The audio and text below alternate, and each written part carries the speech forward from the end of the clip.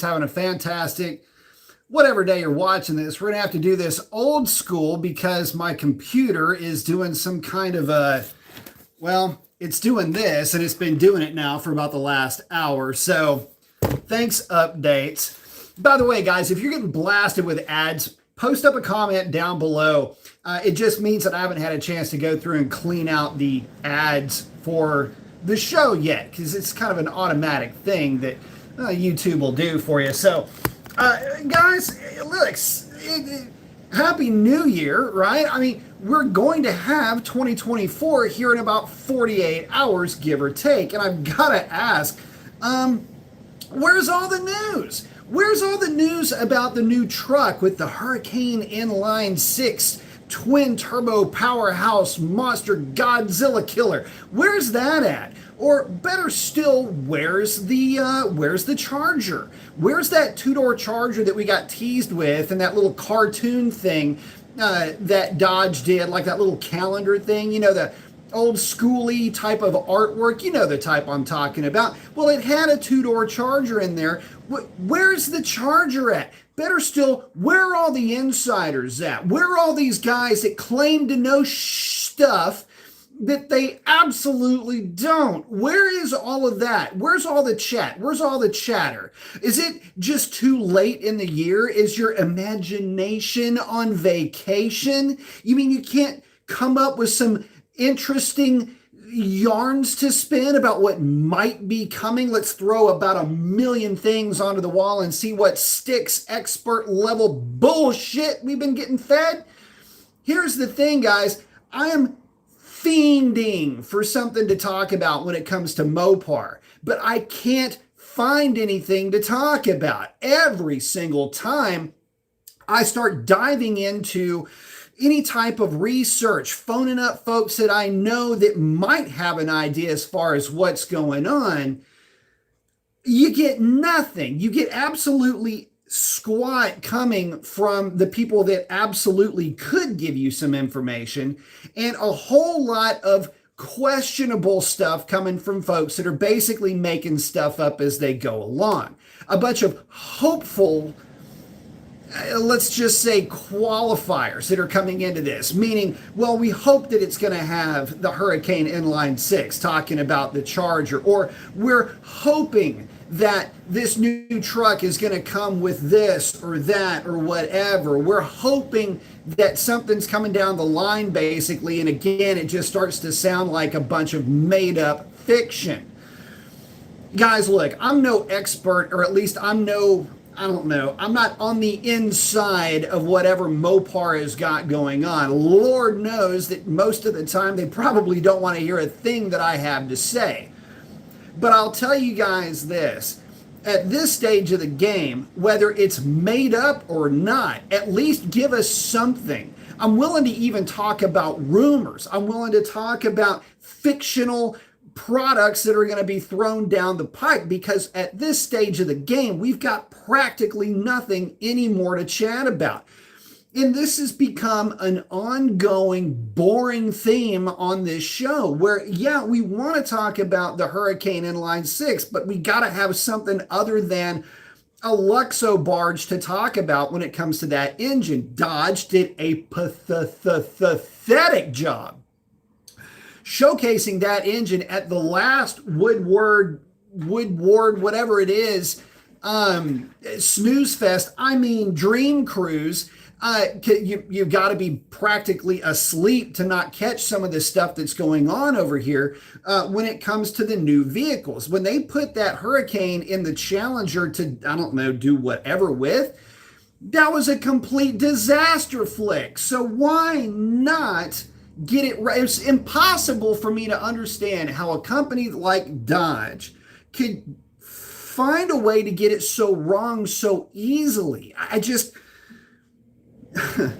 there's no possible, it's as though it is a small shop being run by a not even enthusiastic shop manager trying to put stuff out there for just, I don't know, just put something out there that they'll eat it up, whatever.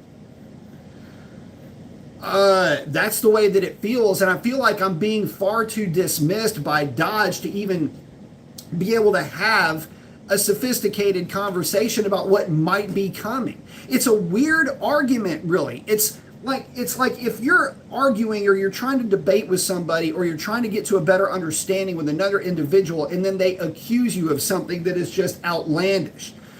It's like, well, I'm not even going to talk about the accusation, and I'm not even going to talk about the stupidity that follows and flows with it. You see what I'm getting at? The accusation that this is like is, well, you've got to like the hurricane powered Challenger that we put out there. Well, no, I mean, I would have, but you didn't put a lot into it. What do you mean you didn't put a lot into it? That engine took, we had to put it into the chassis of a drag pack. What? Like, how much money are you not spending? Like, there's got to be an amount of money that you would happily spend in terms of marketing to get the Hurricane Inline 6 to get people excited about it. It wouldn't. Have I forgotten? This is, let me tell you something, guys. This is how checked out I am of all of this. Wasn't there supposed to be like Woodward, Dream Cruise, Dodge, Power Knights or whatever? Wasn't there supposed to be like, remember last time they were giving away Red Eyes engines and transmissions? Isn't there supposed to be a Hurricane giveaway or something like that? Like put your Hurricane into an insert chassis here. You guys know I'd love to see that in a Viper. I think that would be a match made in heaven. But wasn't there something like that out there? I guess the point that I'm trying to make here is this. If you're not going as Dodge, as an entity, if you're not going to start driving the point home here as far as this is the products that we're going to make, this is the awesomeness that's coming down for you, the brand loyal consumer, if you're not going to get into that just yet, if you're not going to make a big deal of it just yet, are we all to assume that 2024 is going to be a dud of a year for new cars? Probably. New trucks? Maybe not. But when's the car going to hit? I mean, most people are more interested in that. When does it land? And more to the point, everybody that seems to think they know what they're talking about, if you're going to call yourself somebody that's in the know when it comes to this kind of stuff, you have to be able to land with information in about 48 hours. Because if you can't land solid, verifiable, what's the best way to put it? I don't know, info, stats, whatever, coming up on less than a year from a car being released, it tells me that we ain't getting nothing in less than a year. And that is the thing that bothers me the most. It's not the lack of information. It's not the lack of marketing. It's not the lack of that spirit and that drive that propels the brand forward. It's not the lack of that that's bothering me. What's bothering me the most is that, well, there's so many people starting to move away from the brand of Dodge. Hey, all of the experts and know-it-alls out there, let me ask you this. Have you been by any of these pay here, buy here dealerships lately? I saw something very, very telling and quite frankly, rather depressing the other day. Remember back in the day when I would say that the best place to find a great deal on a used Dodge is in the used car lot of a Ford dealership, specifically talking about Mustangs and the performance delta between a Scat Pack and a Mustang when you're talking about a street scenario. Stock for stock mainly. Well, here's something that I saw the other day, and I was really wanting to get a picture of this, and I couldn't land it. Pay as you go, pay where you buy dealerships typically get back of the lot cars from other dealerships They're just trying to move inventory. They took something in trade. They're just trying to, they're going to send it to auction. At auction, the pay where you buy, whatever places will buy those things up, and they bring them out to the car lot to be the gem, right? Oh, look at this. It's a 2017 Challenger Scat Pack. We're going to put this on, Frank's used car and bait emporium lot. That's what you're going to find. And typically, these cars were the vehicles that would have been the belle of the ball just half a decade ago are now just an old used car on an old ass used car lot. Well, I ran up on one of these types of places. Matter of fact, there's spots in and around any major city where you're going to be able to find these types of car lots. And on these car lots, you see rickety old C5 Corvettes, or you'll see some just clapped out Camaro. Somebody's, I don't know, it could be just a jacked up, beat up Charger, Challenger, 300. It doesn't matter what it is. You know what I'm talking about. The whole scenario is playing out in your head, right? And I was seeing more and more 2016, 17, and 18 cars. And I was like, yeah, well, it's, 5-6 years deep into this run. It's about time for these things to start landing there. And it kind of was a little bit depressing. Here it is, this once proud and expensive car being shelled out for, whatever it was that they were asking for it. All the power written in different color letters across the windshield, like, the random letters that you would see that dealerships would come, put on there. And it's interesting that, my experience with cars now is really starting to turn full circle. When I was very, very young, I remember the back of the lot cars being old Cudas, old Roadrunners, old Torinos, old Mustangs, old Camaros, Chevelles, go down the list, all of that stuff. They were just old, beat up old playthings. They were, all of them, busted up, dents, engines smoking. All of these cars that today people just lather up over, these old school classics, 440 powered Chargers. I remember a lot of those. Just old, clapped out, what would now would be a really cool car, and were really cool cars at some point. But man, I just remember seeing those and guys talking about them going, yeah, man, that one, it's going to need an engine. It's going to need a rebuild, all of that kind of stuff. We're coming into that era now for these cars. And I guess it's kind of interesting. You probably pick one up pretty cheap, right? But I want to know what's coming as far as, how do I put this? I want to know what's coming as far as what I can look forward to in the next year. Because, guys, have you noticed what's happened to the Camaro? Oh, you haven't? Yeah. Okay, so the rumors, oh, they are aflutter. Can't confirm any of this, but one thing you may notice is that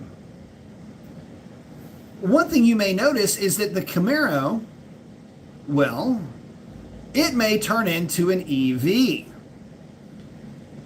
And not only an EV, it looks like it might be getting the Mustang treatment. That's right, folks. The Camaro could potentially be looking at being the name of a performance-oriented EV crossover type thing. What? No, that would be awful. But look it up. There are folks that are actually looking at that nameplate as something that would be considered suitable for a standalone. It's not like the Mustang and then the Mustang EV. Still a very strange marketing. I don't see the Velcro on that, but for the Camaro to be a standalone crossover EV, regardless of how fast it may or may not be, I'm having a very difficult time with this. I don't know that I can accept it in the absence of maybe a 6-cylinder turbo Camaro or something. I don't know, do something, GM. But you realize that the Charger, the way that we were shown, is kind of along the same lines. I mean, not that anybody's going to confuse the Mopar Charger, Banshee, EV, whatever. Not that anybody's going to confuse that with a crossover of any kind whatsoever, but they're talking about it being all EV, but then they're going to reel it back and it's going to have a 6-cylinder. But the STLA large platform that we've literally known about for years at this point is a Chimera platform. So it can be internal combustion, it can be hybrid, it can be EV all the way around. It can be EV front wheel drive, rear wheel drive, or both wheels drive, all wheel drive. I need some experts. I need some inside information. I need to know what to expect, and I need to know if it's even worth me thinking about the brand anymore. Because I can tell you this, with nothing coming to us from maybe a 6 to 9 month window point of view, what's there to talk about? You gonna keep talking about 5.7s? Keep talking about 5.7 pickup trucks or 6.4 Chargers or builds? I guess we can do that. But we won't be talking about anything new. Who in here wants to talk about an EV? We've got plenty of EVs to talk about already. None of them I can name off the top of my head. I know some of the Teslas, all of them are getting recalled because, well, that fancy drive by yourself autopilot technology doesn't seem to be working out so well there. Add that to the twitchy nature of the batteries and the charging, and which is really more the point. You got yourself a bit of a problem here. Nobody's talking about EVs because nobody can afford them. Although if you started to look at some of the pricing on some of the regular cars out there, you can't afford those either. So again, everybody that seems to know something that we don't, when's the new car going to hit? When's the truck going to hit? When is the anything worth talking about going to hit, going to land? When is any of this stuff going to become relevant? Because again, a bunch of rumors don't seem to make any sense. We're watching our competition, who you can only judge yourself by, evaporate. Nobody hears anything, at least not in my world, about the Nissan Z or the Supra anymore. Is there any update there at all? What about something coming from anybody else? Is there anything really worth talking about? I didn't think so. So when we're talking about and asking for any kind of information at this stage of the game, if you were to tell me that it was going to be powered by butterflies and good vibes, I would love it. Yes. Okay. I'll take it. Whatever kind of cockamamie BS that's going to get thrown in our direction, I will literally take it and lap it up, because nothing is coming from Dodge. Absolutely nothing is coming from the people that have been selling us this, brotherhood of whatever. Ain't nothing happening with that. And oh yeah, let's talk about that for just a second. I'm talking about getting a little bit when it comes to Dodge in general. Let me just say this. I'm so dissatisfied with the brand right now that I don't know that I can properly put it into words. The fact that, again, all the marketing stuff, we've already talked about that. But the way that this whole deal's been handled with the Demon 170, and yeah, I am seriously throwing all kinds of sour grapes on this because I kind of got, in a way, screwed out of one. The whole deal with that has got me so bent. Like, why would I want to give a dealership money? Why would I want to give a dealership money for a product now when that dealership tried to fleece me when I was trying to get a 170, somebody that absolutely flies Mopar flag as high as you can possibly fly it? Doesn't seem to make a whole lot of sense, does it? Now, I wouldn't think that it would, but I guess that's kind of the reality that we're working with here. We've got to figure out a way to build some brand loyalty back into this without, I don't know, letting the cat out of the bag as far as what's coming. We already know what's ending. The Demon 170 shuts the door on all of the V8 powered and what we have grown accustomed to, all of the products that we've grown to love with the Challenger and the Charger. Doors closed. What's coming next? We got to get something from somebody that absolutely and actually knows what they're talking about. So anyway, enough of my 21 and a half minute rant. Let me check in with you guys. Let's see. Marco's in. What's happening, man? Dan, what's going on, Professor? What's up, Dan? Marco's ripping the truck around. Elias DM Rebello. Oh, he's got the cadence down, the flex, and the ball guy with the shades. I like it. Dan say, got to see the Hurricane at work. Engine looks really nice, but it was in a Grand Cherokee, so didn't give it too much attention. I've had a chance to kind of sniff around that engine a little bit. Had a chance to enjoy one of the Grand Cherokees with the HO version of that engine in it, and my boys, it is nutty. Frederick said, Happy New Year. Happy New Year, my man. Marco's asking, what's your honest opinion of the 392? Out of all NA motors, where would you put it on the list? It's at the top of the list. Let me explain to you why.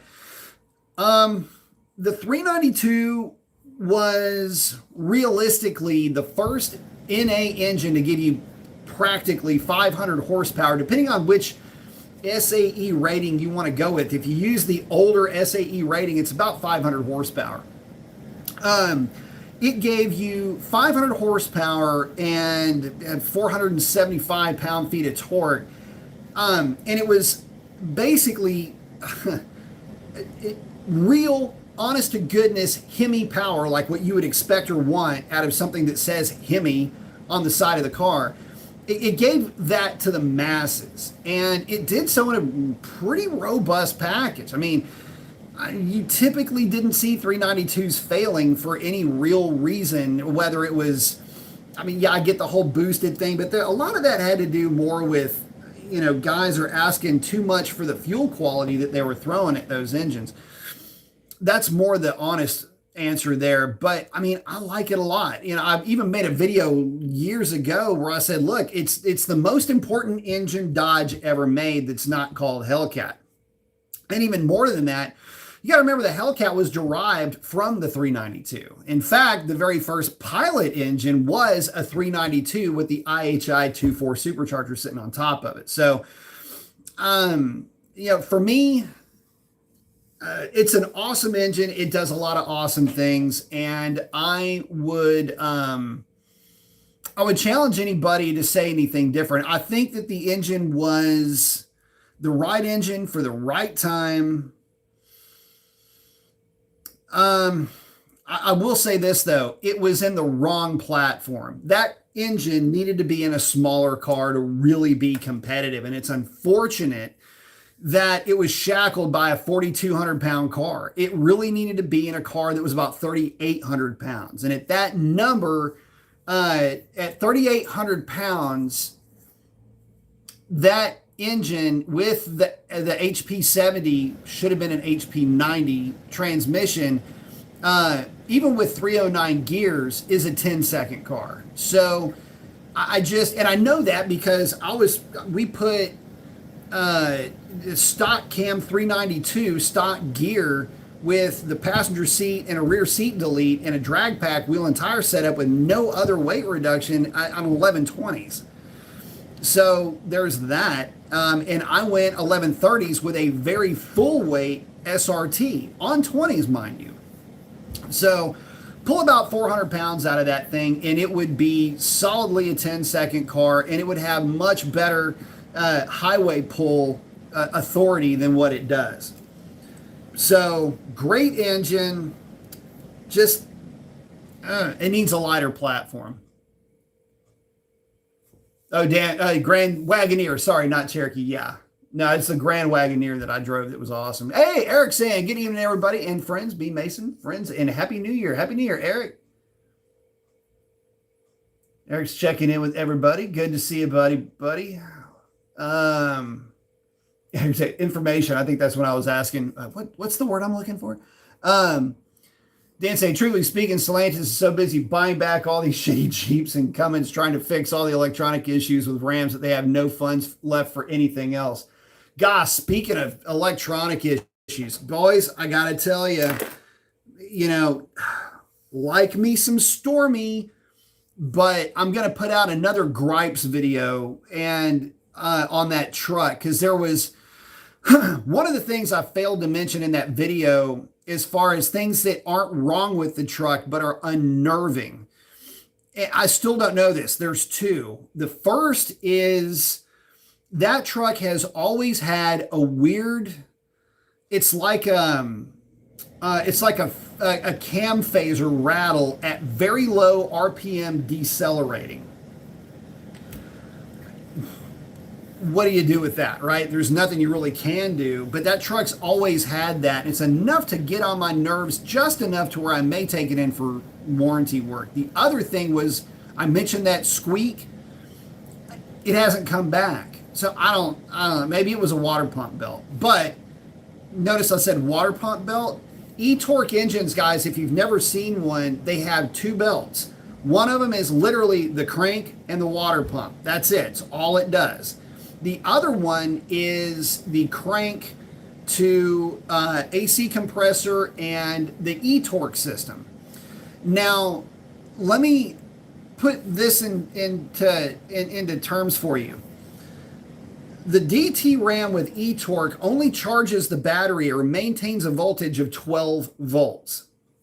There is provision for the truck to be able to utilize that 48 volt battery pack if it has to restart the truck or to start the truck or do other weird things. Not sure, but let me just put it to you this way. It's unnerving as hell when you go to get in the truck and you hit the starter and it turns so slowly. It's run, and it fires up. It always fires up, but there's just no voltage in the battery, and so it's really unnerving. It's really weird character trait of the DT Ram. And the thing about it is, it's just one more unnerving thing. Add that to the list. Uconnect acts weird. The steering thing is still super weird for me for the electric power steering, where it is kicked over to the left until it oh yeah, you're going straight. It doesn't make any sense. Uconnect's very annoying. The power steering thing, I've actually grown to not even notice that anymore. But the weird starting thing is a real thing. And getting back to that e-torque, nobody knows what it does. I've seen the videos. Well, e-torque does this, that. It doesn't do anything. I'm sorry, guys, but as far as performance goes, it does nothing unless somebody can explain to me otherwise.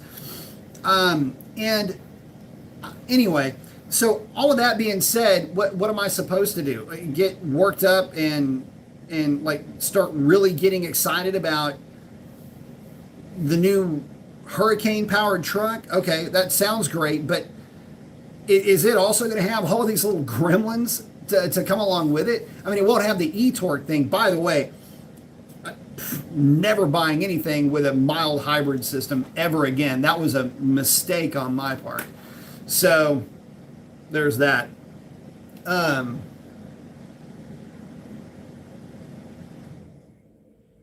Eric, yeah, it looks like The Challenger is not coming back. Joseph saying, sounds like my high school parking lot. Dude, I tell you what, back in the day, you would see these cars, Falcons, Mustangs, Camaros, Malibus. I'm trying to just rattling stuff off that was in my high school parking lot too. Cool pickup trucks. Had a lot of cool stuff back in the day. But again, a lot of these vehicles were just, they were back of the lot cars, man. They fire them up and they smoked, and they're pretty ratty, but they looked good and they sounded really good when they were running. Dan said, unfortunately, Dodge will never learn its lessons. As someone who just absolutely loves Dodge, man, we don't learn, and we're right back to the times we're talking about. Yep.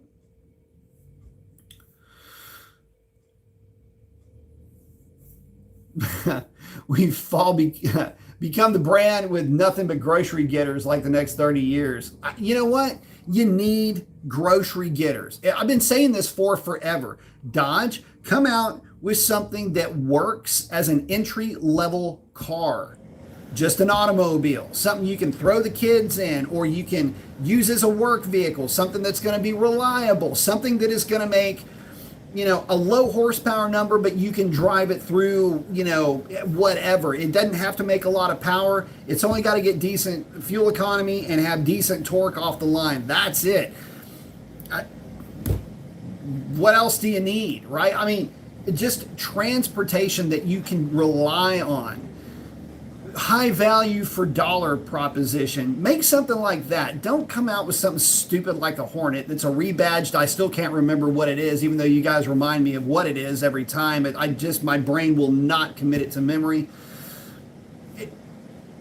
Do that, Dodge. Give us something cool to talk about. Give us a hot rod. We're going to need that. Or else don't call yourself Dodge anymore. My opinion, how about this, insiders? Is the Dodge brand going to make it past 2024 or 2025? I keep asking where you're at. I mean, obviously we're going to stop and chat here again, but let me ask you this. Since we're all talking about what ain't coming, if it ain't coming, does it matter if the brand even still exists? Are we looking at the death of the brand of Dodge and the loss of the brand in the Stellantis portfolio? We've got to get started talking on that, don't we? Because listen, without any kind of, Dodge is the bearer of the soul for Stellantis United States, right? You would think. That's what all the marketing would tell you.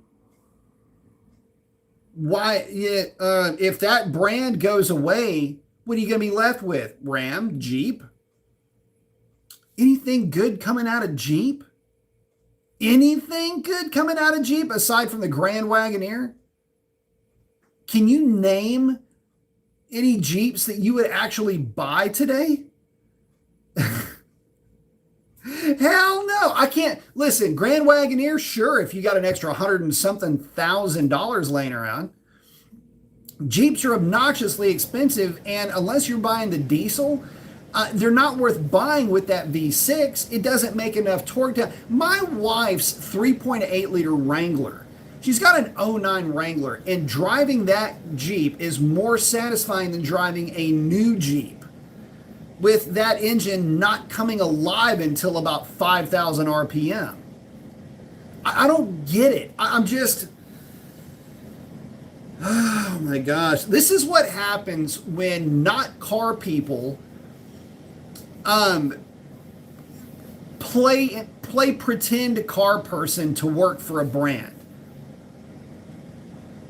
It's vomitous, if you will. Let me check back in with you guys here.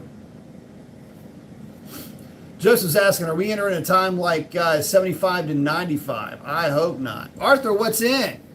He's got the cadence, the flex with the ball guy with the shades. I like it.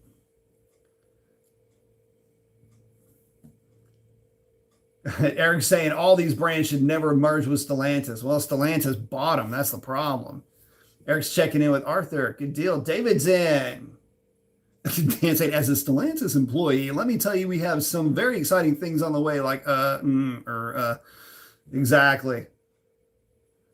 Robo saying, unbelievable. The suits on the board are okay with the of the deafening silence from Dodge. I guess marketing is just going to keep pushing cars they don't make anymore. Yeah, well, that's the problem.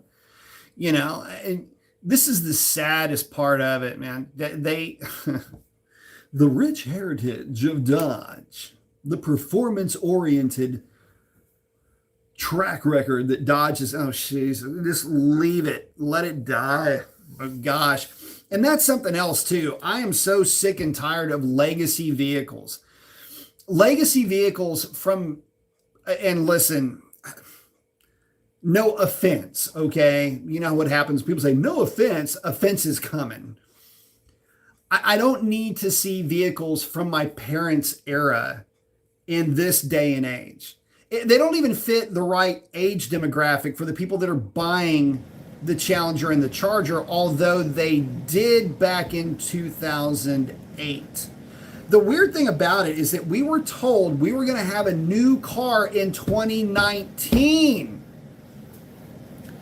2018's Demon was supposed to put the lid on the last of the LX platforms from Dodge. It kept going and going and going for like 6 model years. All of this was supposed to come to a head back then, and it didn't because the sales just kept on coming. Well, that's unfortunate, really, because now we're this deep into whatever the product is going to be, which nobody seems to really know, but are very happy to put up whatever kind of fiction they want to. And you know what? I'm fine with that. Post it up. Give us something to talk about. Because this is terrible. This is so bad. This is so bad. And again, I'll say it for not for just effect, but I almost wonder if the brand it's on its way out.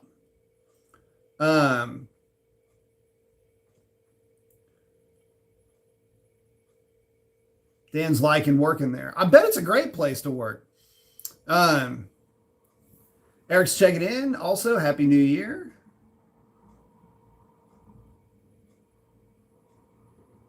Eric's hanging out with Dan.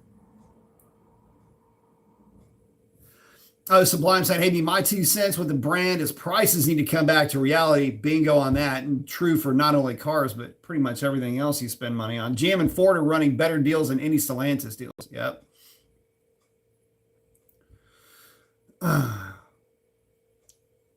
I can't think's asking, what's a better value for the money at MSRP, a Hellcat or a Scat Pack?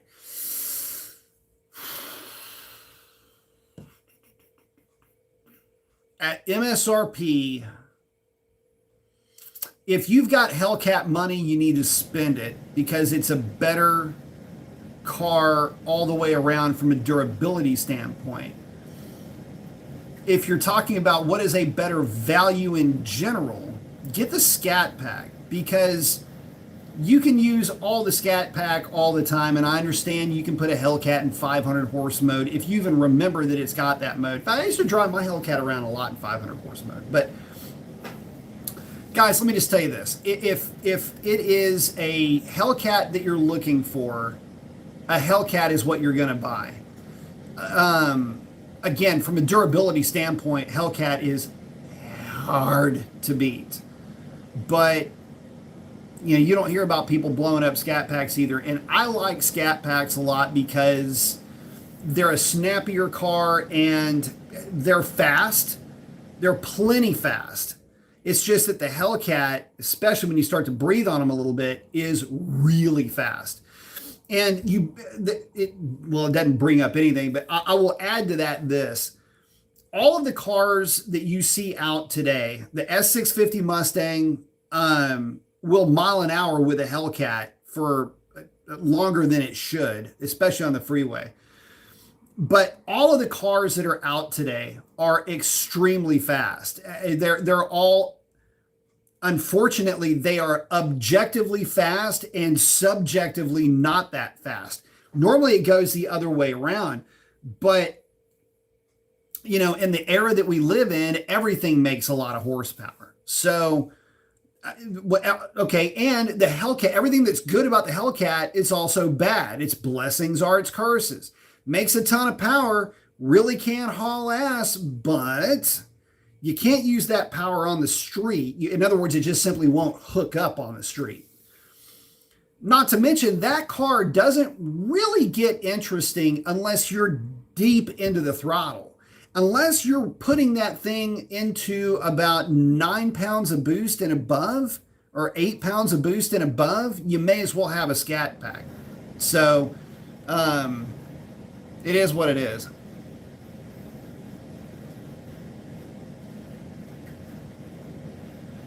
Oh, Dan saying, yeah, talking about not having anything. Our training has switched very dramatically to better assist gas owners to now having more knowledge when it comes to EVs. Oh, I can't think that was the Trackhawk more successful than the Durango Hellcats. Yeah, it was out for longer. And a lot of people will tell you that it's the best of all of the not Challenger and Charger varieties. It's hard to argue that point. Skids is in. What's up, B? Happy New Year. Happy New Year, man. Oh, Dan's saying yes, 100%. Oh, talking about the Cherokee Plus, for whatever reason, the Durango is having a lot of electrical issues. Man, I tell you what, I've had a significant number of electrical problems with my Dodge products. In fact, the only one that I didn't seem to have as many issues, now that I'm thinking about it, was my 2014 truck. Go figure.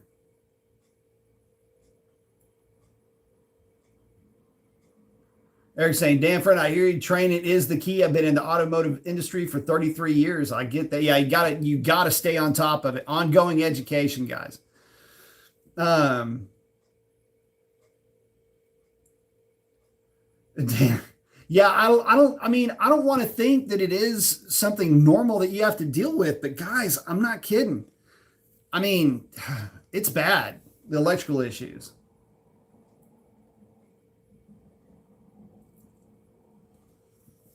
Oh, Dan saying e-torque, as far as I know, is only useful when you're moving from a complete stop and likely towing something. Besides that, it's just there for funnies. And that's where I'm at with that. I've yet to, nobody can tell me where it has ever helped me versus a non-e-torque truck when I'm comparing 0 to 60 times, quarter mile times, or whatever. I just haven't seen it yet. I just don't get it. I mean, I understand why it was developed. The way I understand e-torque, frankly, was that it's there for start-stop technology, terrible technology, and to get the thing moving when start-stop is activated in the transition of moving the throttle to get it moving just under its own engine power.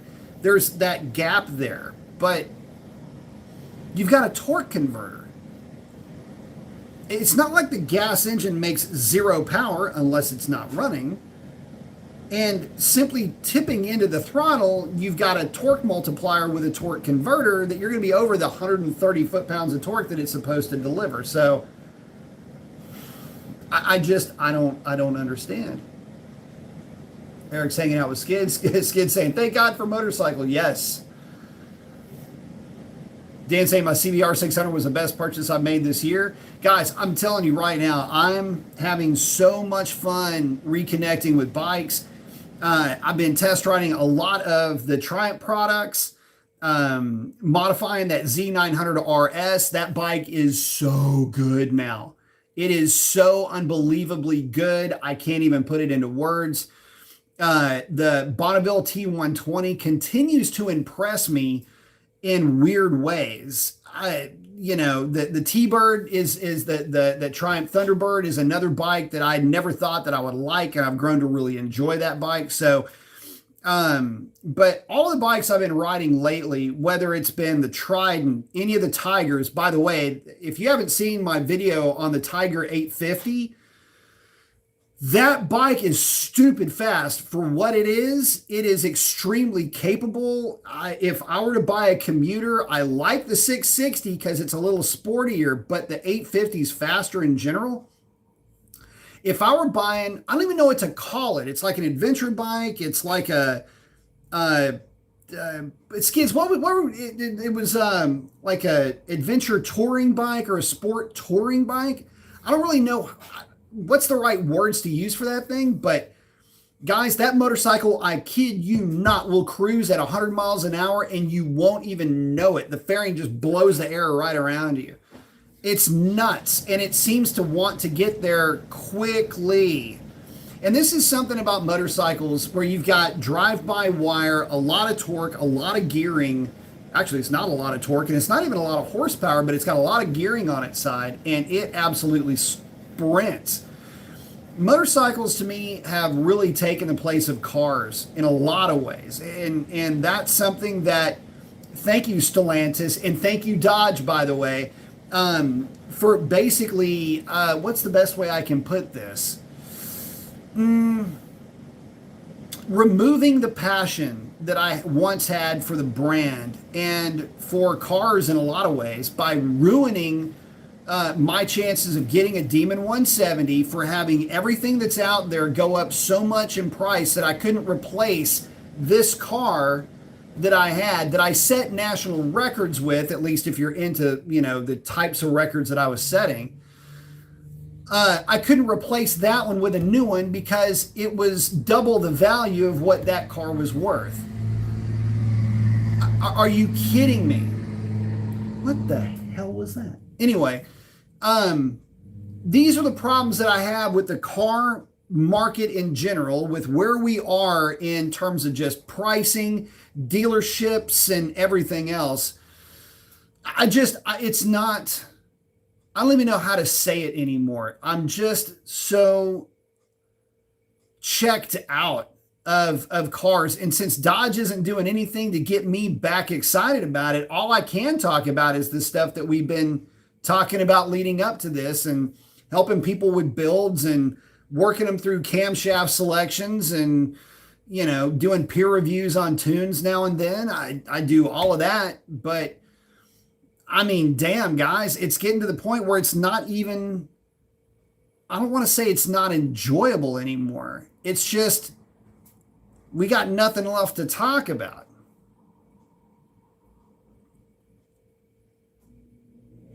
It's going to say, dude, go ride a Yamaha Tracer 9GT Plus and you have given the 850 Sport a turn. Yeah, the T9 is awesome, bro. I'm loving my HD and considering something to put next to it and the Duck. Dude, I will do that.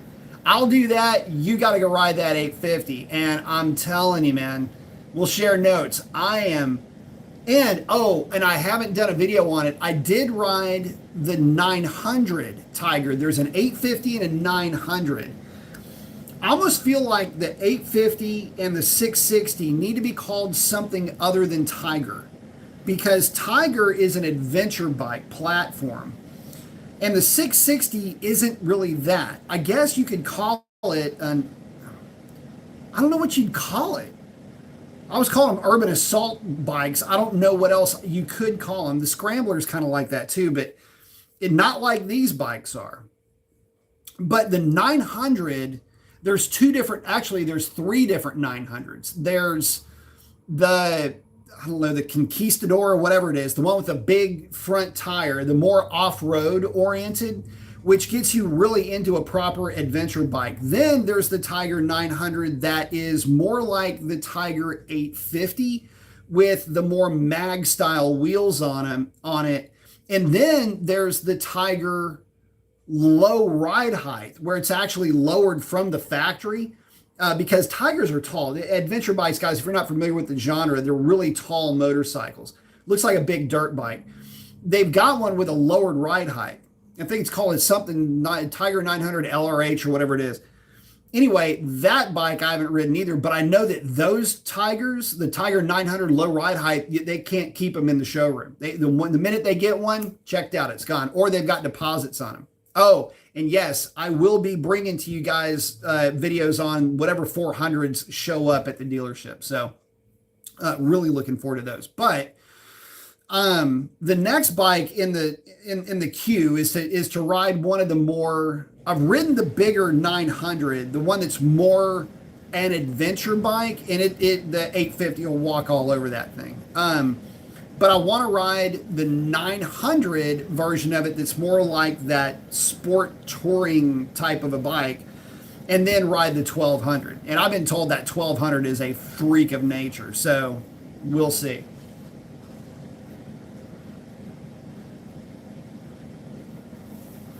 Oh, Skid saying both the T9 GT and the 850 Sport have a sturdy triple cylinder. Yeah, it's the it was at the CP3, I think, is what's in the T9, if I'm not mistaken. So badass, and I agree. When I rode the Street Triple, it was heavenly. They're awesome. Love a Triumph. They're so good. Their clutch, their transmission, their throttle mapping on the ride-by-wire is really good, except for the Trident. Oh, what a bummer of a... But listen, I like the Trident. It's a... Trident is a 3-cylinder, kind of a naked sport bike that Triumph makes that is geared towards the... It's bike number 2. Like if you started off with a Rebel 300 or a Rebel 500 or Rebel 250, and you've gotten good at just riding a motorcycle in general, it is time to step up to a proper motorcycle. The Trident 660 is a good place to land. The only downside of that bike is the throttle mapping is triple shit. You get... Right the initial twist of the wrist, there's a dead spot. Now, the Bonneville is kind of like that too, but it's nothing like the 660. The Bonneville will actually rev the engine. It's just kind of soft on the initial hit, which is good because it's got a lot of torque down low. The 660, you can flick the throttle. You can literally flick it and there's no response from the engine. You've got to actually roll into the throttle. You don't notice it when you're riding it, but it's just kind of a weird quirk. What the hell is in my nose about that bike? But aside from that, the 660 Tiger has nothing like that going on for it. And it's a really fun bike. But man, everything right now is so good. Complex Vision is in. Got the cadence down. Got the flex with the bald guy in the shades. I like it. They're saying, oh, used to ride bikes too. Very nice.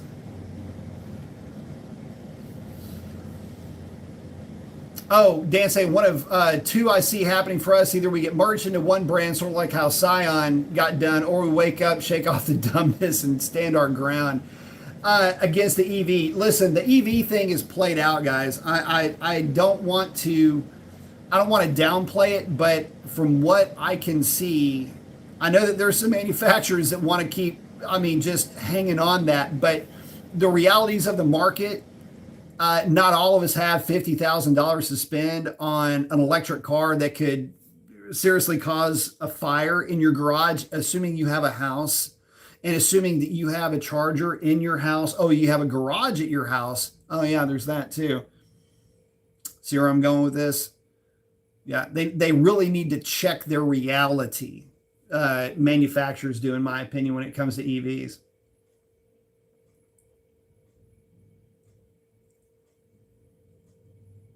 Oh, Eric's saying if Dodge was able to bring a Dart GT, man, I tell you what, they're not going to. Here's the thing: nobody's going to do manual crank windows anymore because they're in the.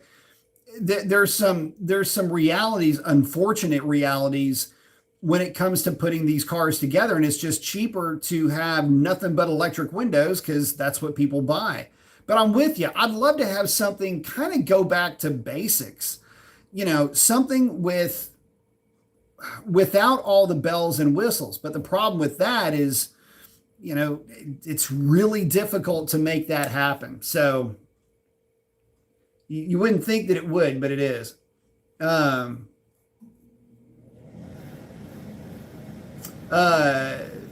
can't think. I live in Texas and don't want a front license plate on my front bumper. Can I just have a rear license plate? You can, but it'll be a reason for the cops to pull you over. Hector saying, I finally traded my Power Wagon for a TRX. Very nice. I can't think. Yes, there are electric motorcycles.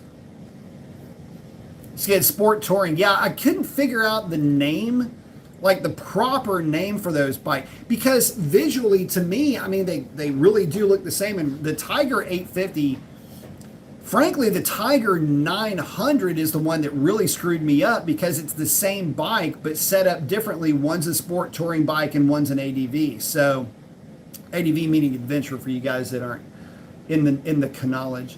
Oh yeah, by the way, one of the dealerships quit carrying e-bikes down here.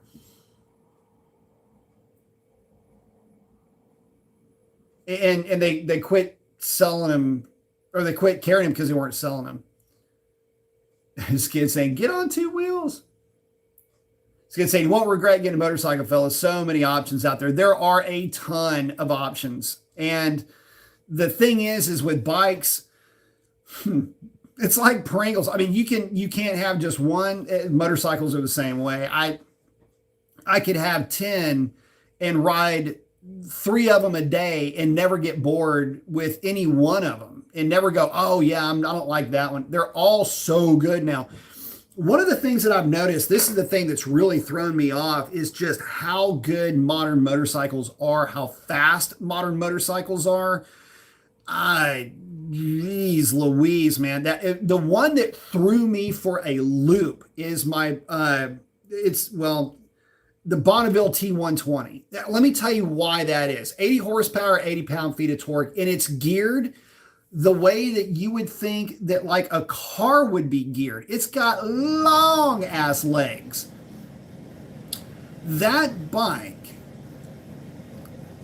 is so torquey and so smooth, and will cruise at speeds that a bike that looks like that bike shouldn't even be able to attain, much less cruise at. It's really that good. I mean, modern motorcycles are just bonkers with how fast, how smooth, how reliable, and all of that they are. But you still have to stay on top of your chain adjustments. I'm on chain adjustment number 5, I think, with the Kawasaki. So about every other tank of fuel through it now is a chain adjustment, and leading up to that was about every tank was a chain adjustment. So we're just getting over the hump, starting to level out here with chain adjustment intervals. In fact, this time I adjusted it. Normally I adjusted a little on the loose side. This time I adjusted a little on the tight side. Eric saying that was skids. Bikes are fun. Yes. Dan, Dodge Neon SRT10. SRT10 would be pretty sick out of a Neon. I love the SRT4s. I miss those cars a lot. Dan, hell, even that Hurricane twin turbo to keep something going. Yeah, absolutely. Oh, Skid saying lots of sport bike guys going from the Ninja 400 to a bike like the 660 or Trident, which both are great options. Same engine, I believe they are. Some jump up on the 900. Yep. I tell you what, I'm having so much fun with motorcycles, guys, that there's solid reasons to check out of cars right now. Way too expensive being the big one. We don't have anything new to talk about. None of the manufacturers are giving us anything like teasers or anything like that. We got people that think they know what they're talking about that don't. We got people that do know what they're talking about that aren't talking. And all of us are just eager to start lapping up anything that we get. Again, if you were to tell me that they're going to come out with, you know, a 4-door hatchback that was powered by a diesel 5-cylinder, I'd be like, yay, something from Mopar. And I mean, I know it sounds stupid and it's more hype than anything else, but it's just the reality that we're living in. So for me, I'm back into bikes, man. I can't, and I'm more into the cool thing about it is that my favorite kind of bike is what I can get into with the Z1, Z900 RS Cafe. We call it a Z1 because it is what it is. The Bonneville, the Bobber, which is another killer bike, the Speedmaster, which is just a bobber. Well, the Bobber is just a Speedmaster chassis, which Speedmaster with a set of straight bars and some work. Oh, that'd be a sick bike. But now with the sport touring bike and the adventure bike class, and the naked sport bikes you would think would be the ones that I would be the most attracted to. But to be honest, guys, I've ridden the 765R from Triumph. Neat bike. Absolutely love it. The way my Z1 is right now, it would, as it should, walk all over one of those things. But that's not the point. Because before it was tuned and had the exhaust on it, that 765R would give my bike all it could handle and then some, and show it its ass going through corners. I guess the point that I'm making is I can say all of that because I've ridden the 765, and if I didn't have my Z1, I probably would have bought the 765R Moto 2 that's sitting right next to it. See what I'm getting at? There's so many different flavors when you get into bikes, and all the retro bikes, which is really my jam, are still, you get all the look, and then you get all of the ability to ride at highway speeds. And I don't mean just like at 75. Guys, these retro bikes, the ones that look like they shouldn't be able to go 75, will cruise at 90. So it's crazy, Anyway, Sam is in saying, what up, Professor? What's up? Skid saying Stellantis killed Dodge or will kill Dodge. Yeah.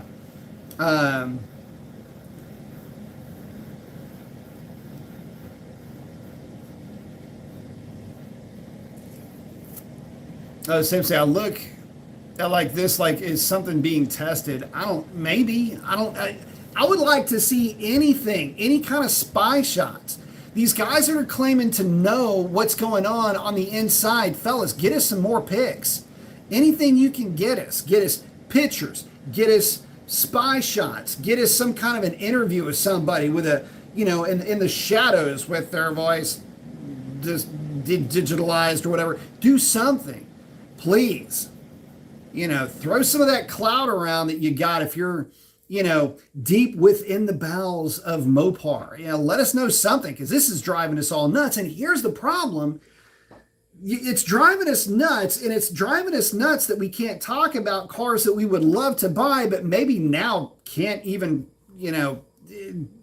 afford, Dan said, I'll try it. Man, listen, Dan, if you can, awesome. It's turned into one of these things where if we can't support the brand because the brand isn't going to give us anything to support, then what's the point of the brand existing? You know what I mean? But anyway, guys, oh wait, Hector's just asked a question. Before we check out here, Hector saying, apologies, didn't know if you've already answered this question. Can you get away with putting a thermostat 190 or 180 on a Hellcat engine for the TRX and get away with just the check engine light? The check engine light's going to get really annoying. The 192, it comes with a 205. You can put a 192 in it, and I think it'll be cool with that one. Will you get anything out of a 192? A little bit lower oil temperatures, and that's really more what you're going for. The lower coolant temperature doesn't help you as much, but I do like having the thermostat because it helps keep it helps keep the oil temperatures a little bit lower. But not a 180. And don't put a 180 in it. You'll throw a check engine light within about 30 days of driving. It's going to drive you absolutely nuts. Eric's liking the Ninjas. There's actually some there's some neat looking stuff that's out on Kawasaki's product list.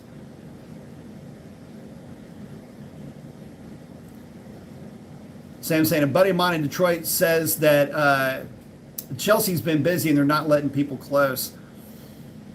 Here's the problem. They're not keeping folks that want to keep supporting the brand engaged. And with the latest crop of electrical issues that I've had, both with that car and with my 2022 Ram, I just some crap I don't want to have to deal with again. But anyway, maybe somebody on the inside can fill us in. We can only hope.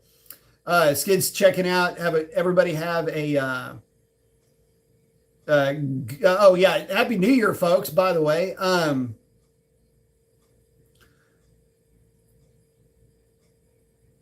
But listen, guys, I'm going to go ahead and check out. Dan's got that 180. And yeah, if you've got on my RAM, when the shutters closed, it didn't matter if I had the 180 in or not. They were going to stay. It was going to have a higher engine temp anyway. So, but with that, guys, I got to wrap it up. We're deep into this. Guys, get out there, do something cool for somebody. Chances are they need it way more than you know.